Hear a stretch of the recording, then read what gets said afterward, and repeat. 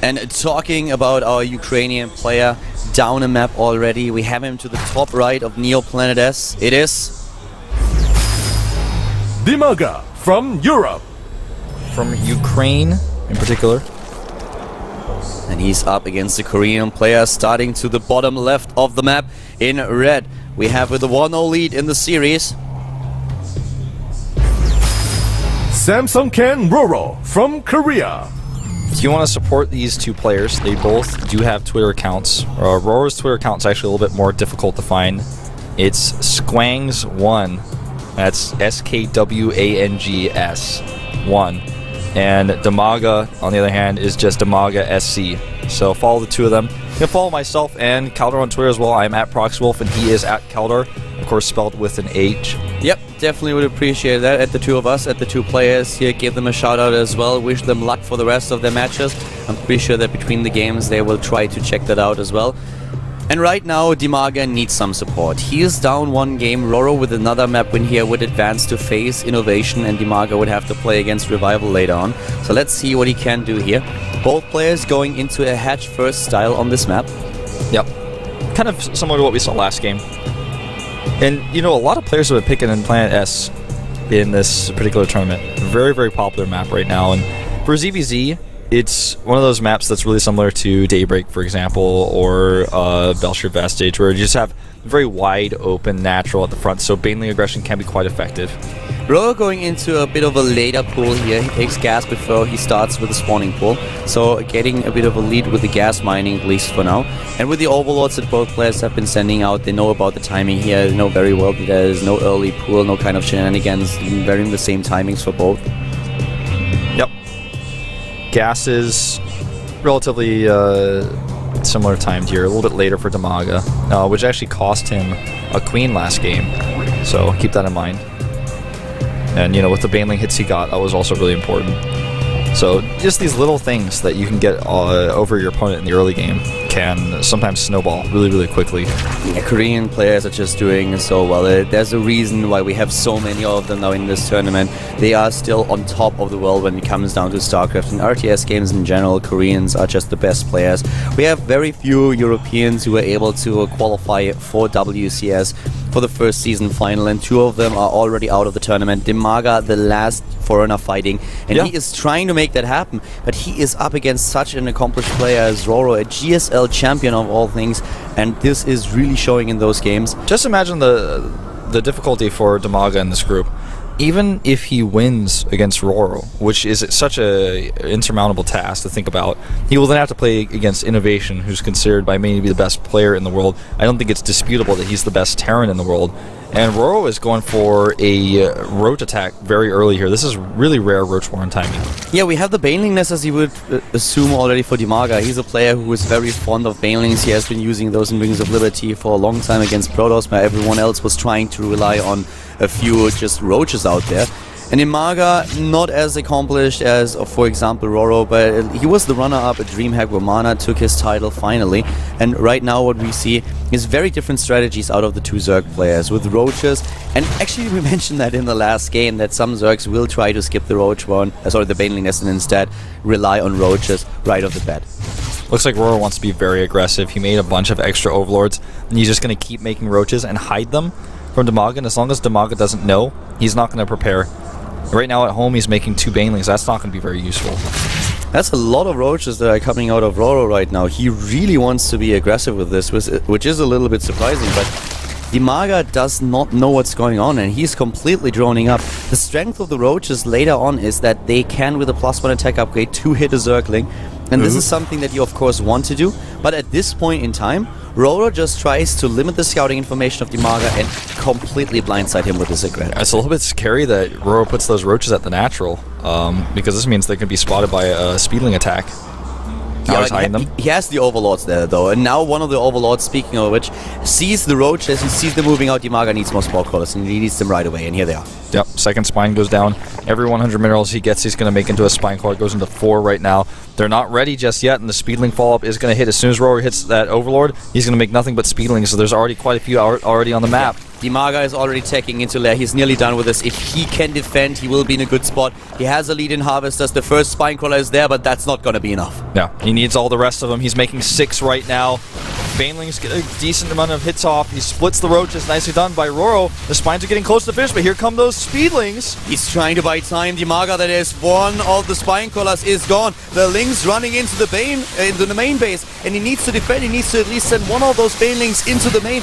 Most of the Spinecrawlers are already gone by now, but he still have like 4 left that he could use to fend this off. Yeah, and Dimaga has a lot of production right now. Many more Speedlings coming out here. As long as he can make sure the roaches don't get in his main base, he should be able to hold this. Yeah, but he needs to commit with those Zerglings that he has. He has even more on the ramp, and now he's using them. The Roach Born or the Baneling Nest is gone, and now he can really fend this off, at least for now. And RorO is actually a little bit in trouble here if he's not able to push through. Yeah, he has no drones. I mean, he has right now 34 to 38. He just made another round of them. He's trying to transition, but he just spent all of his love on drones, so he's not going to continue the attack. And Dimaga has the better tech by far with the Spire. Yeah. Dimaga already on the way to get his Spire. He is so significantly ahead in tech right now. He will control the map. He has the complete map control here, and he needs to use this. Getting out those Mutalisks first, hunting down Overlords of RorO, and just making sure that RorO does not get a third base while he himself gets his third up, gets a lead in gas, and then carries this advantage into the late game. Just making sure that he does not overcommit now to counter aggression. Yeah, nice attempt to block here by RorO, and actually he's going to do quite well against this Dimaga. He can, he's trying to break through, and he does. He gets both queens potentially here. It looks like he will. He squeezed in and he got the surround. For a second it looked like it was airtight, but those Zerglings, they found a way. And now they took down 2 of the queens. Really good to limit the production. He just sees that the lair is now completed. And Dimaga, he is going now straight into the Mutalisk, or could. He's already done with the Spire. But we have Dimaga actually now committing immediately also to an Infestation Pit. That's interesting. I really like the choice by RorO, though, to go into Roach Speed. He's going to hit a second timing attack with Roaches that are fast and try to all-in. He's trying to keep this a secret by showing the double Evolution Chambers. Well, you know, he makes an Infestation Pit now as well. I thought he was really just going to commit to a second Roach attack without the upgrades. And Dimaga is going down the same path. Why he's going for Mutalisks now is because he's chasing down Overlords, and he will get a huge advantage in terms of map control. And he may also bait some Spore Crawlers to be made. Oh, look at that Hive! I don't really think that he's going to get too many of them, but what's going to happen here is that with those Mutalisks, he's hunting down the Overlords. There will not be a lot of detection anymore. The Mutalisks are already on the way taking down Overseers. He's going into Hive right now, and we will actually see Ultralisks later on. Yeah, that's what I'm thinking. I was about to ask you, because you're the ZVZ expert much more than me, and I don't see Hive this often in ZVZ very often. We're going to see Swarmhost from RorO, it looks like, though. We see Ultralisk a little bit more often in the matchup. It's actually pretty cool when it happens. I love that we have now the Swarmhost coming up for RorO. That is pretty cool. Dimaga is still on 2 bases. Keep that in mind. That advantage that he has is completely intact. He will get those units out. But this is actually a completely different game from what I expected. I really thought that Dimaga would try to get the 3rd base, and that's what he does right now, and just save it. But he goes straight into Hive as well. He wants to carry it far, far down the road, going straight into the tier 3 tag. And let's see how RorO's Swarmhosts match up against this strategy. Yeah, you know, Ultralisk can cut through those locusts fairly well. I like that Contaminate on the research there of the upgrades, but I wonder how this is going to work. It's all about how many Swarmhosts RorO can get out, how much time Dimaga allows him, and also how can RorO really pressure this base with his Swarmhosts. It's going to be so hard to get out against all these Speedlings and the map control that Dimaga has, even with his Mutalisks. You know what I am really wondering about? When first we had the change to the Spore Crawler, people talked a lot about what could be possible, that he could go Swarmhost and try to just establish those Spore Crawlers at the front, because they do their extra damage also against Overseers. And then if you take them out, there is no detection anymore. So I don't really... I have not seen it yet, but it could be something if RorO is like really sneaky that he might try to do. This is so interesting. I just don't see how he's going to be able to take a 3rd base, though, with all the map control Dimaga has right now. It's going to take him way too long, and Dimaga already has his 3rd base finished. That's completely true. This is the one big advantage that Dimaga has. Him fending off that early attack allowed him to get that 3rd. RorO is trying. He sends out now his drone, but we already have Katina's Blading coming up, +2/+2. We have the first Ultralisk already on the production tab, and he's going into Adrenal Glands. But Dimaga is not allowing this third base. He's just sitting tight at the position at the Mineral Lines, and he's telling him, dude, listen, that drone, that is not going to happen. You can try, but you will fail. Yeah, that's exactly what he's saying, and I mean, he's going to try to trade and actually Banelings against Locust. That's never what you want. No, not at all. He didn't pay attention to this. But we have now at the left side another base. It's going to have to be cancelled. Yeah, he has to cancel it. But now we're coming into play with the Ultralisk. And God, I love this side. Dimaga is in such a great spot. Ahead in supply with a good economy, with a better tech. He needs to win this game, though. If he loses here, it is over for now. Then he will drop to the loser's match. Yeah. I feel he's got so many advantages here, but RorO is still slowly but steadily building up that Swarm House count. He just needs a third base. I mean, he cannot survive on 2 base, into the beyond 15-minute mark. That's not going to work out. He's making so many Swarm Hosts, though, now going up to 14 with 6 Queens to help transfuse and also to give him the anti-air against the Overseers, as well as the Spore Crawlers he may decide to add a little bit later. We have a lot of Swarmers here, you're certainly right about that. But here come also those Mutalisks, once again scouting, trying to find out what's going on. And look at Dimaga taking a 4th base, and everywhere on the map you see dots that indicate a few Overlords and Overseers that are on the map. Just scattered by Dimaga to get scouting information. RorO doesn't have anything. He has nothing. No vision. He's trapped, and these Locusts are going to trade okay here. But Dimaga's just building more and more. A 40 supply advantage. Oh, but look how the Ultras actually melt away. He needs to get both, and he cannot fight against Locusts the entire time. He needs to get a good engagement. Yeah, +2/2 is about to finish for those Locusts. People often underestimate the power of Locusts, especially against heavy units like Ultralisk. It looks like they could only tickle them, but Locusts do sick amount of damage. Yeah, they really do. They activate the Hardened Shield of an Immortal. I think the base damage of a Locust is 14, if I'm not mistaken. And these Queens really need to run back and save this. He needs to target the Overseer. Yeah. I don't know why he's not targeting the Overseer. He's targeting the Mutas, but the Overseer are much more important to kill here. And RorO is actually taking a supply lead. He keeps killing Ultras. Dimaga cannot fight like this, and this is the one thing that I was really afraid of.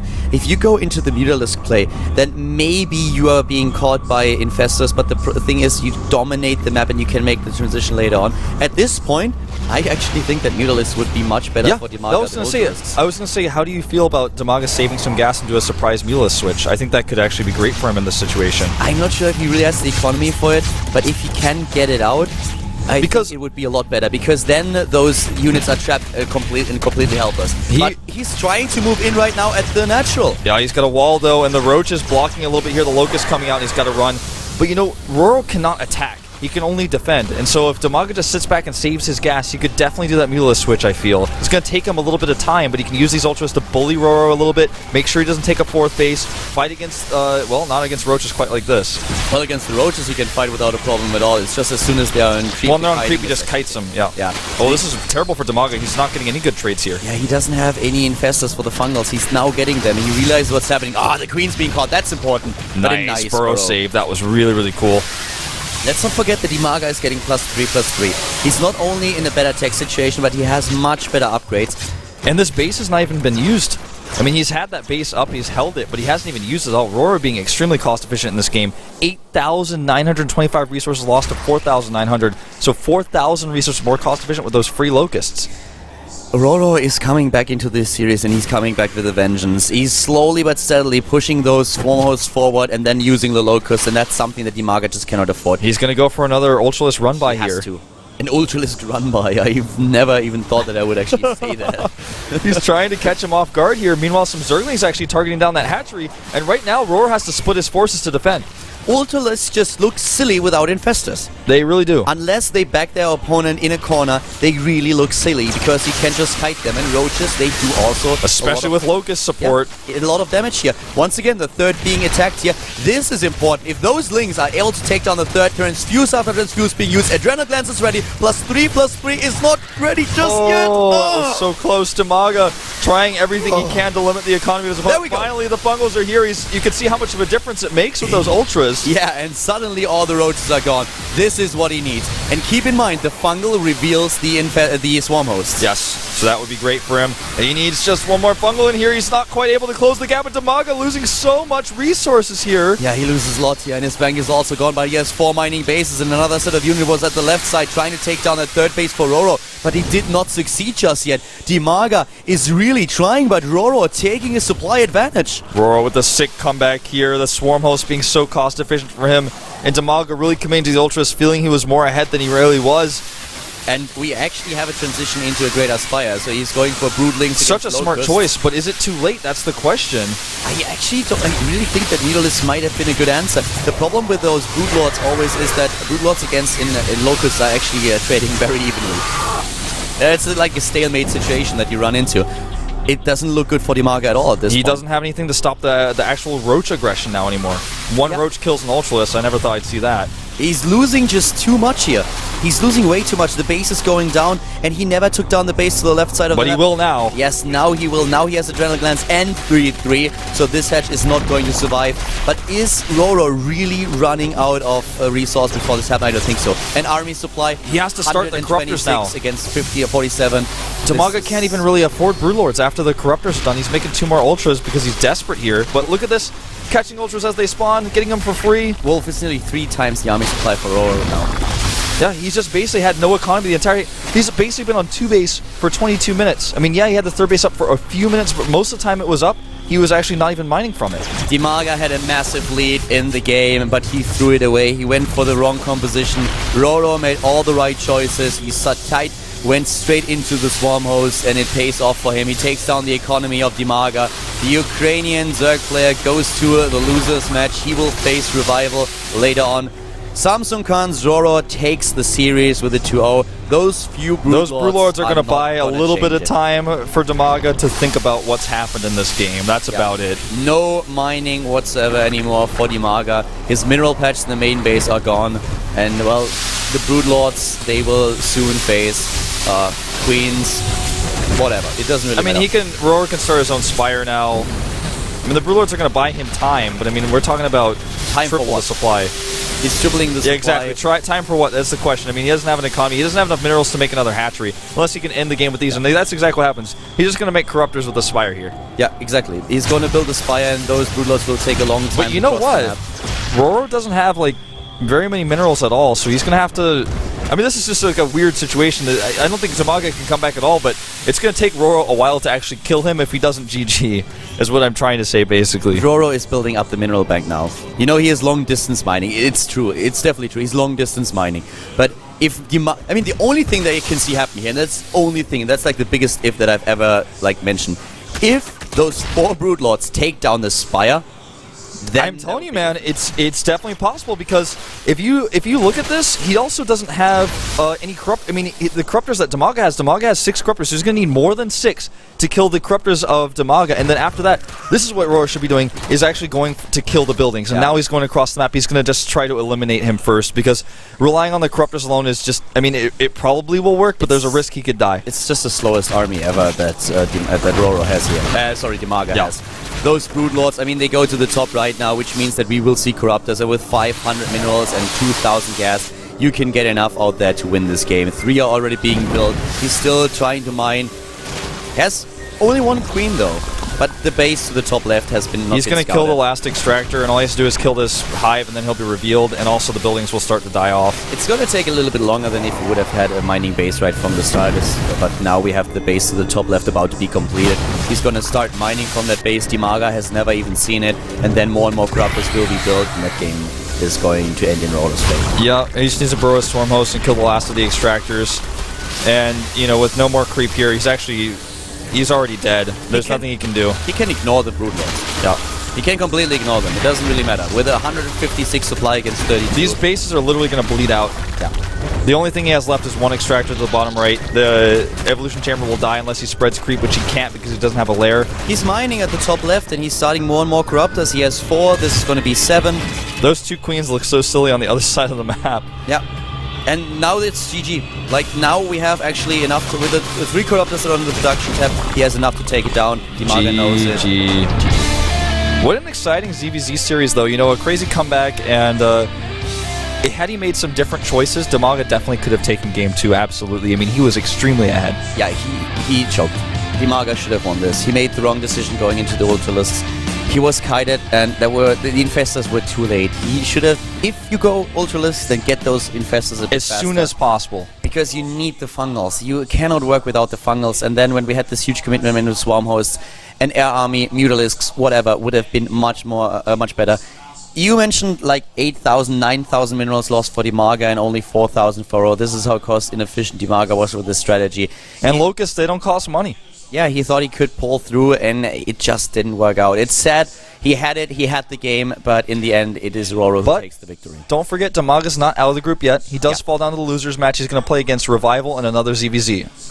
We're having a short break once again, and as soon as we are back, we will see the winners match, which is between Innovation and RorO. So guys, stay tuned, and then we will be back with the WCS Season 1 finals here in Korea.